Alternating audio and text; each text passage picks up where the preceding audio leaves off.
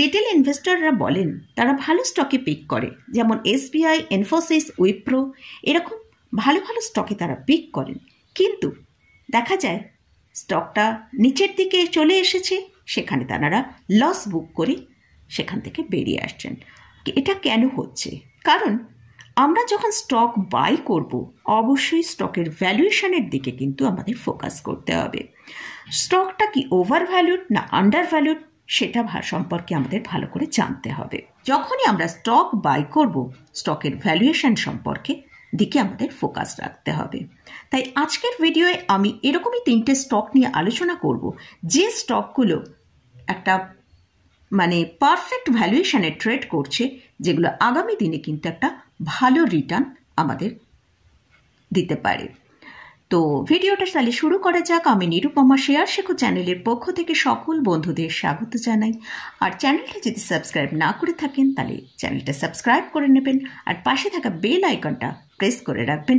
আমি video upload করার সাথে সাথে আপনার কাছে ভিডিওটা পৌঁছে যাবে। আর যদি ভিডিওটা ভালো লাগে অবশ্যই লাইক করতে ভুলবেন না। তাহলে ফার্স্ট যে স্টকটা নিয়ে আলোচনা করছি সেটা হচ্ছে ইন্দ্রপ্রস্থ গ্যাস। এই স্টকটা হচ্ছে ন্যাচারাল গ্যাস ডিস্ট্রিবিউশন কোম্পানি। আমাদের ইন্ডিয়ার যে ন্যাচারাল গ্যাস ডিস্ট্রিবিউশন হয় সেই একটা কোম্পানি। এটা এস্টাবলিশড হয়েছিল 1998-এ। আর কোম্পানিটা গেইল এবং BPCL আর ভারত সরকারের যৌথ উদ্যোগে এই কোম্পানিটা তৈরি হয়েছে। এটা একটা মিড ক্যাপ কোম্পানি। এদের মার্কেট ক্যাপিটালাইজেশন হচ্ছে 30,663 করোড়, পি হচ্ছে 18.1, এদের মিডিয়ান পি হচ্ছে 26.9। আর এই স্টকটা কিন্তু একটা ভালো ডিভিডেন্ড পে করে, সেই ডিভিডেন্ড ইল্ড হচ্ছে 2.97%। ডিভিডেন্ড ইল্ড কি সেটা সম্পর্কে যদি আপনারা জানতে চান তো রিসেন্ট আমি একটা ভিডিও আপলোড করেছি, সেই ভিডিওটার লিঙ্ক আমি ডেসক্রিপশানে দিয়ে রাখবো, আপনারা চাইলে সেখান থেকে দেখতে পারেন। ROC হচ্ছে 26.7%, ROE হচ্ছে 20%। তাহলে দেখতেই পাচ্ছেন এই স্টকটার ROE এবং ROC কিন্তু খুব ভালো রয়েছে। এই স্টকটা একটা অলমোস্ট ডে ফ্রি কোম্পানি।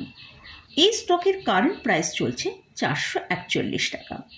মার্কেটের মধ্যে এত র্যালি এসেছে, বিভিন্ন স্টকের মধ্যে এত ভালো র্যালি এসেছে, কিন্তু আমরা এই স্টকটায় কিন্তু কিছুই এখনো পর্যন্ত র্যালি দেখতে পাইনি। স্টকটা এখন ট্রেড করছে 441 টাকায়।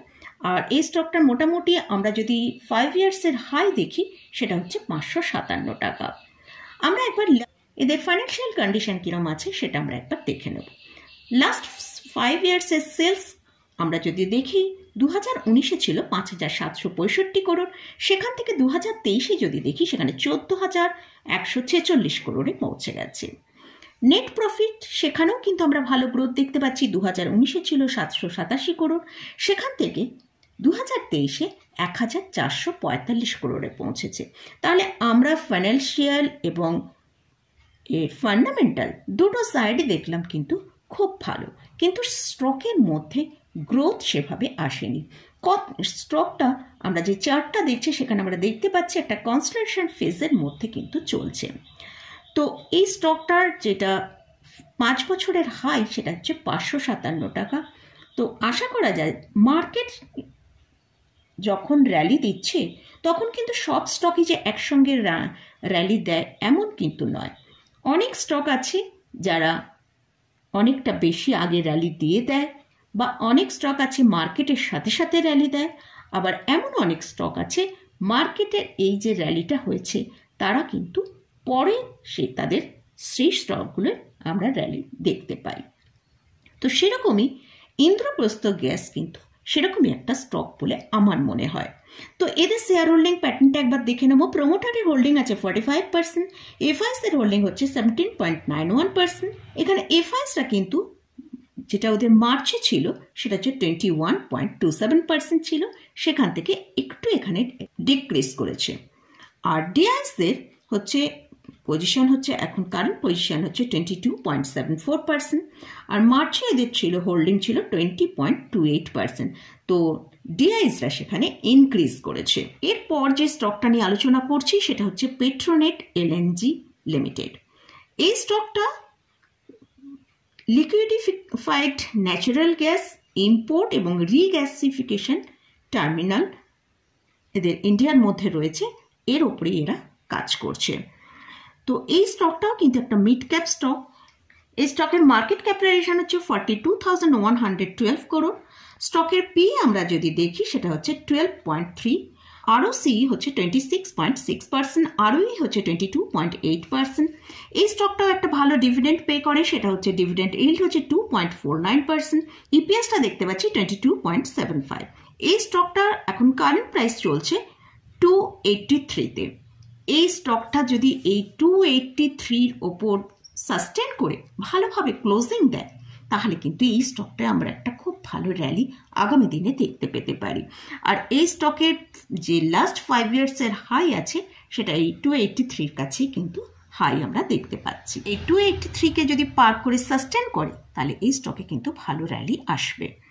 তো এই স্টকের যে নেট প্রফিটটা দেখবো, সেটা হচ্ছে লাস্ট 5 ইয়ার্সের যে নেট প্রফিট আমরা দেখছি, 2019-এ 2155 করোড় ছিল, 2023 আমরা সেটা দেখতে পাচ্ছি 3240 করোড়ে পৌঁছে গেছে। শেয়ার হোল্ডিং প্যাটার্নটা আমরা একবার দেখে নেব। প্রোমোটারের হোল্ডিং হচ্ছে 50%, এফআইএস এর হোল্ডিং 26.82%, আর ডিআইএসরা এখানে পজিশন তারা বাড়িয়েছে, তাদের সেটা করেছে তারা 10.95%। লাস্ট যে স্টকটা নিয়ে আলোচনা করছি সেটা হচ্ছে Chambal fertiliser and chemical stock. এটা হচ্ছে ইন্ডিয়ার এগ্রো কেমিক্যাল ম্যানুফ্যাকচারিং কোম্পানির মধ্যে একটা প্রাইভেট সেক্টর কোম্পানির মধ্যে কিন্তু লার্জেস্ট কোম্পানি। এদের মার্কেট ক্যাপিটালাইজেশন হচ্ছে 15,402 করোড়। স্টকের পি চলছে 12.2, ROCE হচ্ছে 16%, ROE হচ্ছে 14.9%। ডিভিডেন্ড ইল্ড হচ্ছে, এখানেও খুব ভালো ডিভিডেন্ড পে করছে, সেখানে 2.03%। কোম্পানির যে ডেপ্ট রয়েছে সেটাকে অনেকটা রিডিউস করেছে। আর লাস্ট 3 ইয়ার্সের যদি ROE দেখি, সেটা হচ্ছে 23.5%।